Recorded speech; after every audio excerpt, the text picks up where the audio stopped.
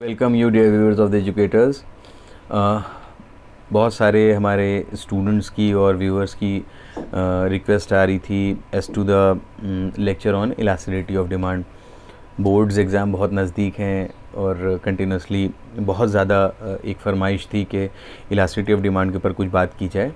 तो आज हम अपने इस नए लेक्चर में इलास्टिसिटी ऑफ डिमांड के बारे में बात करेंगे। So before moving towards elasticity of demand, we have to understand what is law of demand. When you're talking about law of demand, it only talks about the directional change of price and quantity. What is law of demand? That other thing remaining the same. हम इसके बारे में detail में next lecture में बात कर लेंगे इस टॉपिक पे। एक इंट्रोडक्शन देते हैं हम कि what is law of demand. Other thing remaining the same. If the price of the commodity rises, the quantity of the commodity falls, and vice versa. That means there is a directional change. Price of the commodity if goes up, the quantity demanded goes down. So this is a directional change that we are studying in the law of demand. तो law of demand ने हमें सिर्फ ये बताया कि that there is a change, but it does not shows us the right track that how much is the change. वो ये नहीं बताता हमें लॉ ऑफ डिमांड कि कितना चेंज आएगा, कितना प्राइस बढ़ेगा तो कितना चेंज आएगा, क्योंकि when we are talking about the real world, कोई भी थ्योरी अगर रियल वर्ल्ड में हमको उसका एग्जाम्पल ना मिले तो हम वो चीज़ को समझ नहीं पाते हैं। तो जब हम रियल वर्ल्ड में आके देखते हैं कि लॉ ऑफ डिमांड में ये कहा गया था कि जब प्राइस बढ़ेगा तो डिमांड कम हो जाएगी, but in the real world when we observe, हम क्या देखते हैं कि कुछ चीज़ें ऐसी हैं कि जहाँ पे प्राइस बढ़ता है तब भी उनकी डिमांड पे कोई फ़र्क नहीं पड़ रहा है। तो ऐसा क्यों है? हमारा जहन सोचने मजबूर हो जाता है कि ऐसा क्यों है, क्योंकि बुक में हमने क्लास 9 से लेके जब तक हमने इकोनॉमिक्स एंड कॉमर्स की स्टडीज़ की हैं, हमने ये चीज़ देखी और पढ़ी कि whenever the price rises the demand will fall. But in the real world sometime we observe that after the price has been risen there is no change in the demand for that particular commodity. तो हम वहाँ पे सोचने मजबूर हो जाते हैं Y हमको इलास्टिसिटी की तरफ लेके चलता है। So now the question is what is elasticity of demand?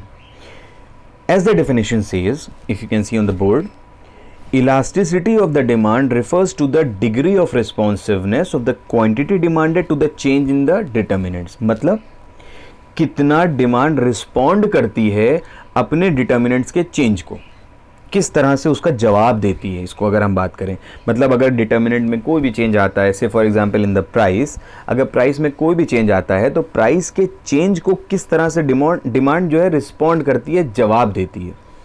इसको समझने के लिए हम एक एग्जाम्पल लेते हैं। फॉर एग्जाम्पल एक रबर बैंड अगर हम देखें, कॉमन रबर बैंड हमारे घर में होता है, ये एक रबर बैंड है बहुत छोटा सा।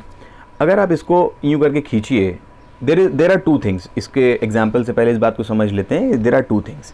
एक हमारे ज़रिए अप्लाई किया गया फोर्स होगा, एक खिंचाव जो हम लोग अपने हाथ की ताकत का इस्तेमाल करेंगे, और दूसरा एक ऑब्जेक्ट होगा जो उसको रिस्पॉन्ड कर रहा होगा, उस हमारी ताकत को रिस्पॉन्ड कर रहा होगा।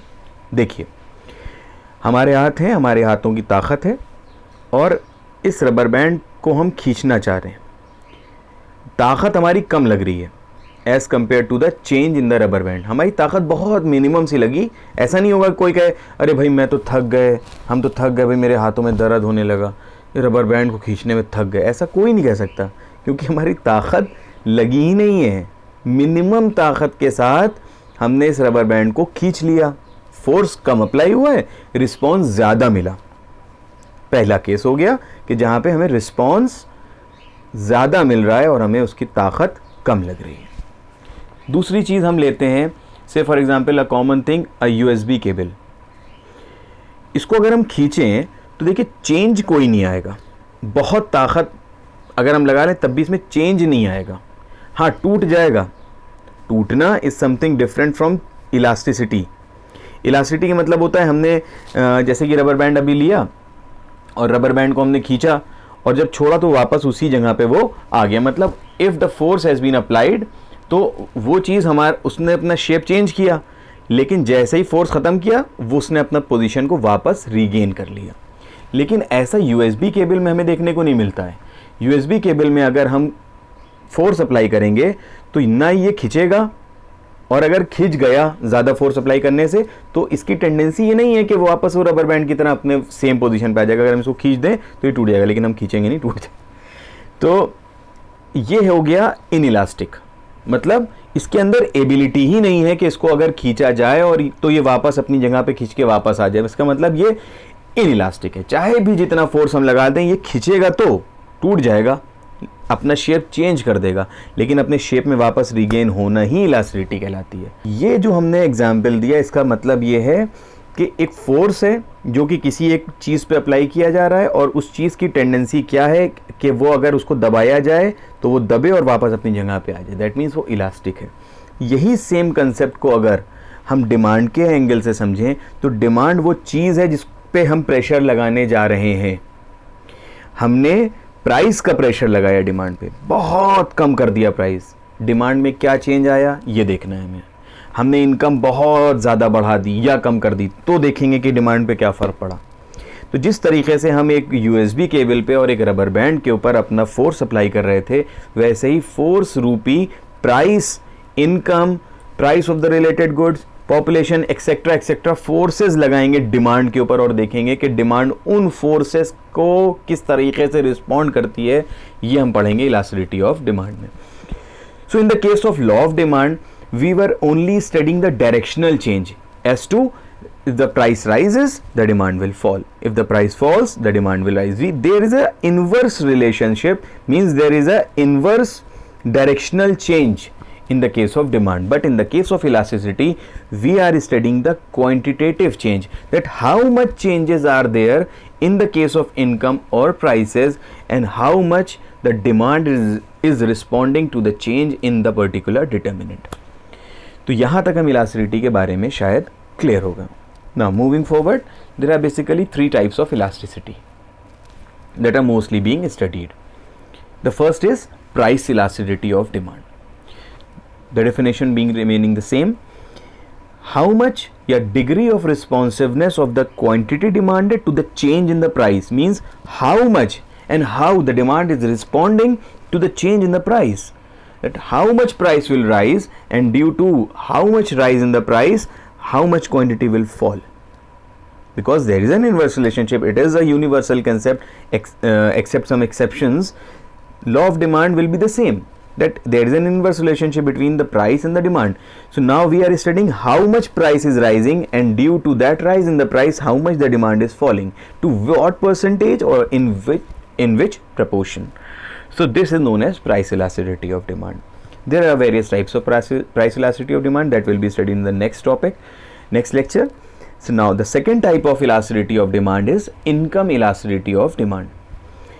You have to be clear that in case of normal commodities, there is a direct relationship between income and the price. That in case of normal goods, if the price rises, if the income rises, the demand will also rise, means that there is a direct relationship between income of the consumer and the demand for the normal commodities. So now we are again going to study that how much income is rising, and due to that rise in the income, how much demand of the normal commodities is rising. That will be studied in income elasticity of demand. Now the third is cross elasticity of demand. In the case of cross elasticity of demand, there are basically 2 types of goods. First is substitute goods and another are complementary goods. Substitute goods are those goods which can be used in place of the commodity being in question. For example, अगर हम बात करते हैं, there are 2 kinds of pen, gel pen and pilot pen. They are you should be clear first of all that no 2 commodities are homogeneous. 2 same तरह का function तो कोई perform नहीं कर सकती, ऑलमोस्ट द सेम हो सकता है, but there is no perfect homogeneity. 2 commodity आपस में परफेक्टली होमोजीनियस नहीं होंगी. They can perform the functions of one another, but almost in you can say they can be substitute up to the extent of 90%, up to the extent of 98%, up to the extent of 99%, but they cannot substitute each other by 100%. So substitutes are those goods which can be used in place of another. I am taking an example of gel pen and pilot pen. दोनों almost 0.5 mm की लिखाई लिखते हैं, उनसे अगर आप लिखिए तो उनकी जो इंक है वो भी ऑलमोस्ट सेम होती है। से फॉर एग्जांपल दोनों का प्राइस 20 रुपये है। हम क्रॉस इलास्टिसिटी में क्या स्टडी करते हैं, हम मान लीजिए जेल पेन इस्तेमाल कर रहे हैं, हम जेल पेन इस्तेमाल कर रहे हैं और बाज़ार में पायलट पेन भी है, दोनों के प्राइस 20 रुपये थे। फॉर एग्जांपल पायलट पेन जो बाज़ार में था जिसको हम इस्तेमाल नहीं कर रहे थे वो 18 रुपये का हो जाए, 20 से गिर के 18 रुपये का, मतलब that pilot pen will be relatively cheaper to gel pen. तो हमारे जेल पेन की डिमांड क्या हो जाएगी, कम हो जाएगी, हम भी पायलट पेन का इस्तेमाल करने लगे बिकॉज 2 रुपये तो बच रहे हैं ना। सो ये हो गया सब्स्टिट्यूट का एग्जाम्पल के सब्स्टिट्यूट में कितने परसेंट दूसरी कमोडिटी में। अगर इसकी डिफिनेशन की बात करें तो degree of responsiveness of the quantity demanded of one commodity, say for example gel pen, to the change in the price of another commodity, say for example in the case of substitute the price of Pilot pen. तो gel pen की demand जो हम इस्तेमाल कर रहे थे, gel pen की demand Pilot pen के प्राइस के कम होने या बढ़ने से कितनी चेंज में होती है, ये हम पढ़ेंगे cross elasticity of demand in case of substitute goods. Another type of goods in the case of cross elasticity of demand is complementary goods. Complementary goods means this pen is worth nothing if there is no refill in this, मतलब अगर इसमें refill नहीं है तो ये pen किसी भी use का नहीं है। तो अगर हमें इस पेन से लिखना है, पॉसिबल करना है कि हम इससे लिख सकें, तो हमें इसके अंदर रिफिल डलानी पड़ेगी। So refill and pen body they both are complementary goods, मतलब उनके बिना दोनों अधूरे हैं, दोनों एक दूसरे के पूरक हैं। वो कौन सी चीज़ हैं, ये पेन की बॉडी, उसका मैकेनिज्म और ये उसका रिफिल, ये दोनों एक दूसरे के पूरक हैं, बिना एक दूसरे के दोनों भी पूरे नहीं हैं। अब इसमें हमें क्या देखना है क्रॉस इलास्टिसिटी में कि degree of responsiveness of the quantity demanded of one commodity, for example this body, to the change in the price of another, to the change in the price of complementary. In this case complementary क्या है, refill. अगर इसकी refill महंगी हो जाती है तो इसकी बॉडी की डिमांड का क्या करेंगे। दूसरा एग्जाम्पल, जैसे बहुत कॉमन एग्जाम्पल है, लोग अक्सर कुछ दिन पहले डीजल की गाड़ियां लेना ज़्यादा पसंद करते थे एज कम्पेयर टू पेट्रोल, क्योंकि पेट्रोल कंपैरेटिवली डीजल से महंगा है, कंपैरेटिवली डीजल सस्ता है। तो डीजल की गाड़ी और डीजल आपस में क्या हो गए, कॉम्प्लीमेंट्री। पेट्रोल और पेट्रोल की गाड़ी क्या होगी, कॉम्प्लीमेंट्री। तो लोग डीजल की गाड़ी लेना क्यों पसंद कर रहे थे, क्यों, क्योंकि डीजल एक कॉम्प्लीमेंट्री गुड है। जब डीजल सस्ता होगा तो डीजल की कारों की डिमांड बढ़ जाएगी। तो कितने परसेंट या कितने प्रोपोर्शन में डीजल के प्राइस कम होने से डीजल की कारों की डिमांड बढ़ी, that will be studied in cross elasticity of demand. तो ये 3 तरह की इलास्टिसिटीज थी जिनके बारे में हमने आज बात किया। नेक्स्ट लेक्चर में हम लोग बात करेंगे what are the types of price elasticity of demand. और अगर इस टॉपिक में आपको कोई भी प्रॉब्लम आती है तो you can freely contact me, मुझे बहुत अच्छा लगेगा and that will be the true feedback for that. और मैं बहुत खुशी है कि आप लोग हमारी वीडियोस को लाइक करते हैं, so please subscribe them and keep sharing. Thank you, thanks a lot.